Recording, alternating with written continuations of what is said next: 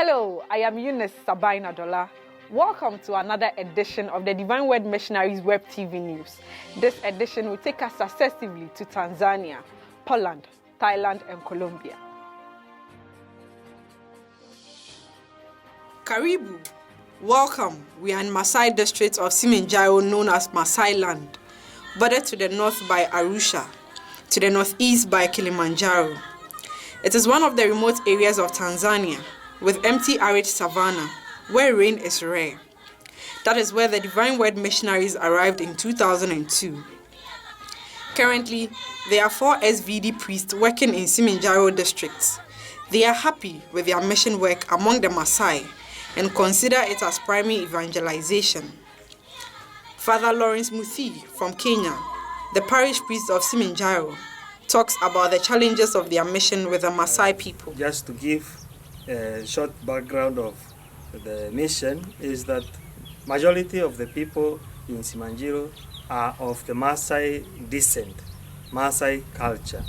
And as we know, Maasai people are pastoralists, but also they are polygamous in their marriages. So that is one of the greatest challenge that the church has experienced since the first missionaries came here. For the last more than 60 years, the mission has existed. We don't have 100 marriages in the church. Only last year, we were able to get 11 couples who blessed their marriages. So that is the first thing that I would like to say about Kilimanjaro mission. Now, what have I learned? I can say what I have learned is how do we mission to the Maasai people. It is very important how we communicate the gospel and the Christian values to them. What I have learned is that the first missionaries, finding it difficult to bring Christianity in its full measure to the people, they made a lot of exceptions, especially in relation with the marriages. So people are baptized, but they did not accept to leave polygamy. They continue to be polygamous, but baptized, also confirmed, and also receiving the Eucharist. So this one has become a major challenge. The situation of the Maasai people is not only spiritual or matters faith. It is also about their social life, their political life, and the economic life. I can say Maasai people are, because of their culture and how they live, they have been marginalized by subsequent governments. So there isn't a lot of development in terms of infrastructure, roads, electricity, water, and other amenities are rare in this area. The mission of the Divine Word Missionaries is twofold. On one hand is to help people learn to live better, and on the other hand, it is to proclaim the good news. The two go hand in hand. Working as a missionary in Maasai region, really I can say is a big gift for me because I feel as a real missionary. People they are very thirsty of the word of God. They listen keenly. Once they understand, they are well established in faith. And for me, seeing how the lives of people are being transformed because of our mission, especially for the last 18 years, the Divine Word Missionaries are here, is, I can say, it fulfills my heart.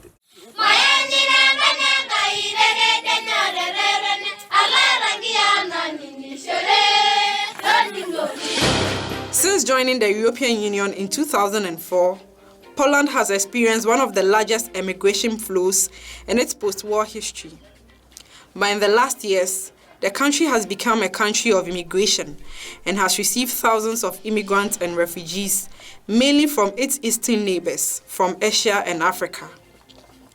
The country is beginning to invest in immigrant integration. The Divine Word Missionaries is one of the organizations within the Catholic Church that is working for the integration of the immigrants in Poland. Hence, Father Anthony founded the Fushemfu Center to attend to the Vietnamese immigrants and other immigrant groups such as Chinese and Africans.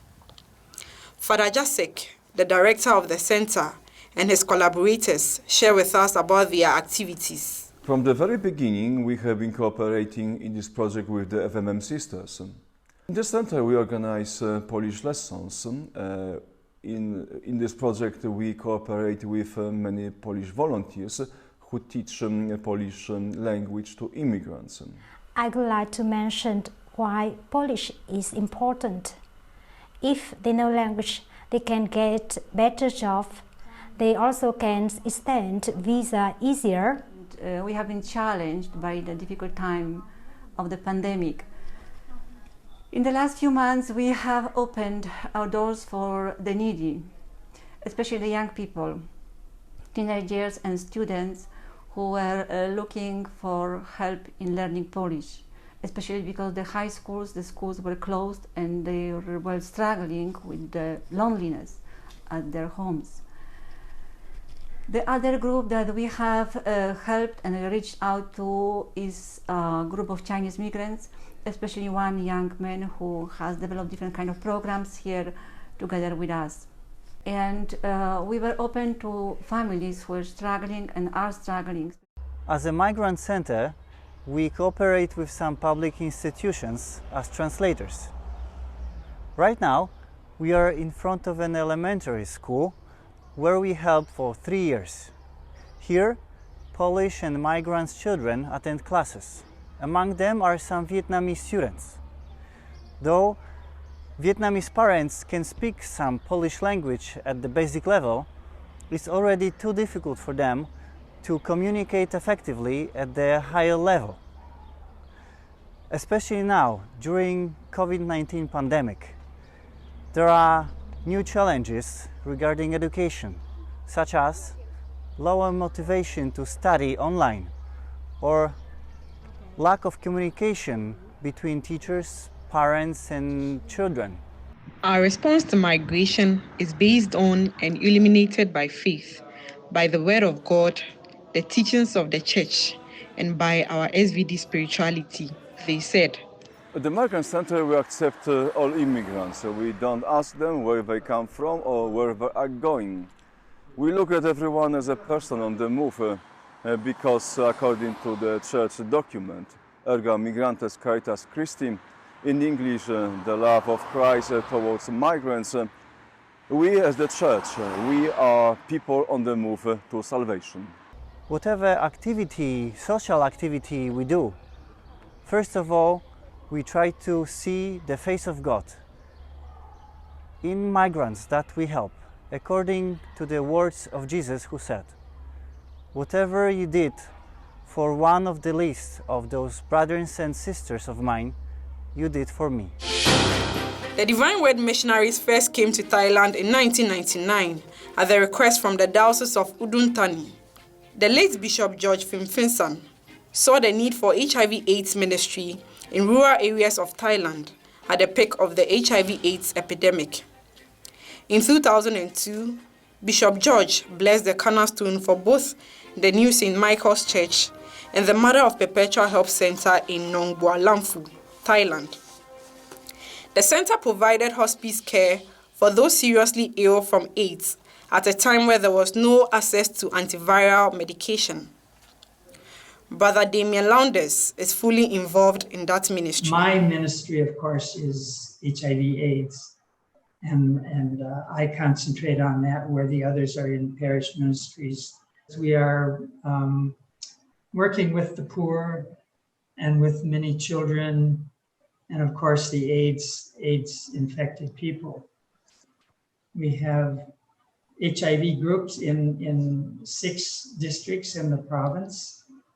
So we have connection with them, and the leaders of these groups, they are letting us know who are the most needy families and the most needy children who need some type of support.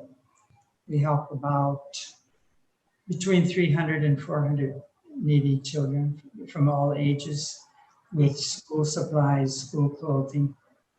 And then we have a program for AIDS education in the schools. About 6 years ago, we started training teachers and other government people in the province, in each of the different districts, how to do AIDS education with the youth in the schools and in villages throughout the province. Brother Damien does not hide his satisfaction about the work being done so far for the benefits of people living with HIV, who are sometimes rejected by the society because of their condition. I think for me, it gives a lot of satisfaction to see that these people are being helped, and they themselves are very appreciative, very grateful for what we are doing for them. Many who have come to us have told us that they would have died had they not come to the hospice. And so this is quite rewarding feeling, actually. According to the Human Rights Watch, the disputes between the ELN, National Liberation Army, and the AGC, Autodefensas Guerrillistas de Colombia, has worsened. The conflict has forcibly displaced hundreds of people in the area where the Divine Word Missionaries are working. In the municipality of Morindo alone, there are 2,200 people confined with little humanitarian aid.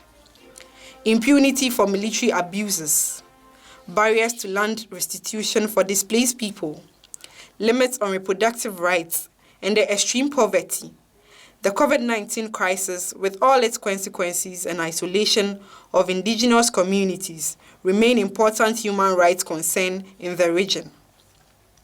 The Divine Word Missionaries Mikhail Radomski, the parish priest of Parochia San Bartolome, and his assistant, Aloysius Rabatamen, are working to respond to the worsening humanitarian crisis affecting their parish. Desde la misión Paroquia San Bartolomé de Morindo, en Colombia, estamos pendientes de las necesidades de nuestras comunidades indígenas. En los últimos meses pasando bastante problemas con los actores armados, colocando minas antipersonal, desplazando otras comunidades con armas, con fuerza, y acompañando a esas personas con nuestra presencia, con nuestra ayuda, así como podemos acercarnos a ellos. También junto con la diócesis de Quibdó, con la diócesis de Apartadó, visitando la gente desplazada de Turiquitado Alto, que se quedó en Turiquitado Llano. Con ellos mirando las necesidades, los problemas que encuentran cada día. Y así también con esta ayuda que después vino de la diócesis con Pastoral Social de Quibdó. 200 mercados para esas familias, para poder dar esta mano a la gente que nos necesita. La última noticia que escuchamos es que el Ejército Nacional de Colombia ellos ya desminaron todo el camino hacia las comunidades más lejanas por este resguardo de Río Murindo. Esa es una gran noticia, es decir, que nuestra voz llegó, nuestros gritos llegó hasta estos grupos armados, por eso, y también hacia el Estado de Colombia. Entonces ya la comunidad de este resguardo está más tranquila ahora para caminar por toda esta vía. Aquí estamos ahora con toda la comunidad de Turiquitado Alto. Ahí todo el día hemos hecho una actividad con todo el pueblo y ahora ya llegamos el tiempo para llenar el tanque para seguir arrancando con toda la actividad hasta la tarde. Ahorita empezamos con los niños, la presentación poquito de parte de nosotros, hablamos poquito acerca de la misión y después seguimos con el repartirle los regalos para los niños acá en esta comunidad, para todos. Visitando conociendo poco figurador de alto, podemos constatar que necesitan el momento más de ayuda en turiquitador de llano, ayuda en la educación y materiales para la construcción de sus nuevas casas. Thanks for watching. See you next month. Please subscribe to our YouTube channel.